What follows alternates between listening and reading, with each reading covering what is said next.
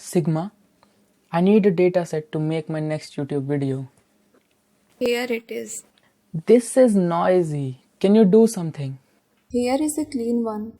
What magic is this? Denoising autoencoders. In this video, you'll see how you can make an autoencoder that learns concept of noise from input and remove them. Denoising autoencoders are extension of simple autoencoders that reduces the chance of learning identity function. An identity function produces output same as input, which simple autoencoders actually do. But in this case of denoising autoencoders, the output should not same as the input. So we have to make autoencoder learn to avoid approximation of identity function. So the best way to do this is by corrupting the input, so that the input will no longer same as the output. Now, if we train an autoencoder by this corrupt input to reconstruct this output, it will force to avoid learning identity function in order to predict the complete picture. Let's try training a denoising autoencoder on MNIST dataset. We are dealing with images, so nothing is better than convolutional neural network. So if you don't know how to make an autoencoder with CNN, do check out the link in the description for detailed explanation. In this video, I'll focus more on code because the explanation is same as in the last video of this series. For this tutorial, I'm using these things. And if you don't have a CUDA capable GPU, I would suggest you to use Google Colab with GPU enabled. And for now, let's play with the code. Import NumPy because it's a tradition, and MNIST from Keras dataset. Now, load the training and testing dataset separately and verify if it is loaded correctly by checking its shape. Let's visualize the dataset using matplotlib. First, use subplot to plot multiple images. For every row and for every column of a row, plot a single image from a training dataset, and when the loops will end, you will have a row times column number of images plotted on a grid. Make CMap equals gray to make it look gray. Let's make a bigger a bit. Now, normalize both training and testing dataset. We have to generate clean data from noisy one. And the data we have currently is already clean. So this data will become our target result. Now we need to prepare only source data.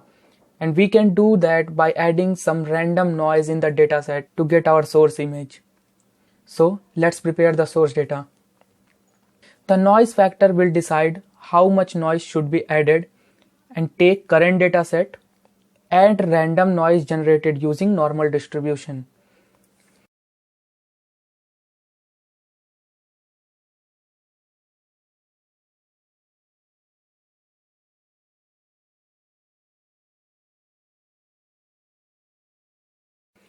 You can visualize again by using the same procedure as we did in above. For visualization, make 2D subplot and plot for each column in a row.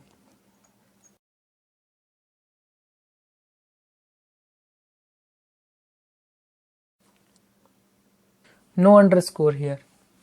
And here is our source image. To increase the noise, you can increase the value of noise factor. But for now, we are going with this.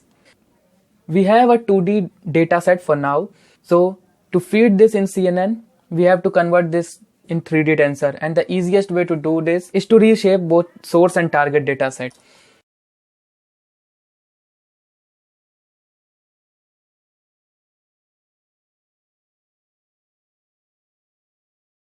Now we have done with the dataset part. It's time to create model. First, take all necessary ingredients from Keras to make encoder and decoder. To know about each layer, I would again recommend you to watch the previous video of CNN autoencoder. Link is in the description. Before start making model, set TensorFlow memory growth enable so that TensorFlow won't consume all of your GPU memory at the time of initialization. Now, to make model, first prepare encoder. We have input as a matrix with 28 rows and 28 columns. If we feed this into a convolutional layer with 32 filters, then we will have 32 feature matrices. And if we apply a pooling layer, then we'll have same feature matrix but with lower dimension than previous. And if we repeat same layers again, we'll have even lower dimensional feature matrices than before. And this will be our encoded data. Let's make this encoder. Define input layer of same shape as the samples in the dataset. Make a CNN layer of 32 filters with rectified linear unit, or ReLU for short. Then stack it on input layer. We'll use batch normalization layer to normalize mini batch at this layer to improve our results. Apply max pooling layer and stack it on the above layer. Repeat the layers again to extract more complex features, which will later help model to identify the concept of noise and reduce the dimension of feature matrices. Now we have the encoder ready. So now it's time to make the decoder. To make the decoder, we have to do exactly opposite of what we have done with the encoder, or specifically increase dimension with feature matrices using upsampling layer. We'll use CNN to identify features from encoded feature matrices, and instead of pooling layer, we will use upsampling layer to increase the size of feature matrices. Now we have larger feature matrices than previous encoded matrices, and if we repeat the same layers again, we'll get original size feature matrices. Now these 32 feature matrices have every necessary information to make our original image. So we can apply a final convolutional layer with one filter so that this layer identifies features from every matrix to make our image. Here is our hypothetical model ready. Let's make the decoder. Use CNN layer with 32 filters and stack it on the encoder, and apply batch normalization to normalize the mini batch and do the upsampling. Repeat the above layer again, will increase the size of feature matrices.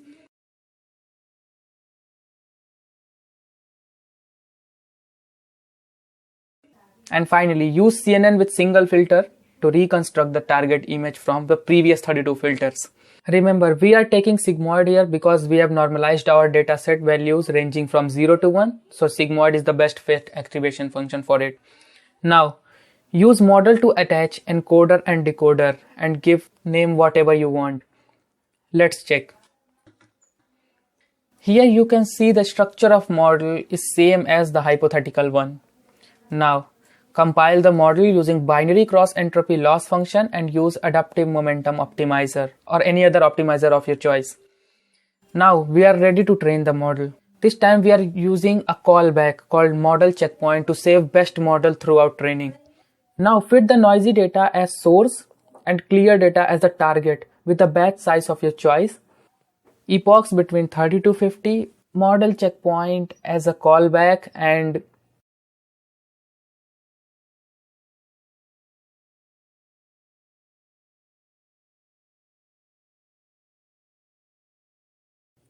take 25% of data for validation during training. I made a dumb mistake here. No white space should be in model name. Feel free to watch the model train. But for now, I'm skipping it. After training, load the best performance model saved during training with the name you have specified in the model checkpoint and use summary to verify if it is loaded properly. Now, let's write a function for visualizing the predicted data. This function will take data, number of rows and number of columns. Now, reshape the data into matrix because the prediction will be in 3D tensor. Define count to iterate through each sample.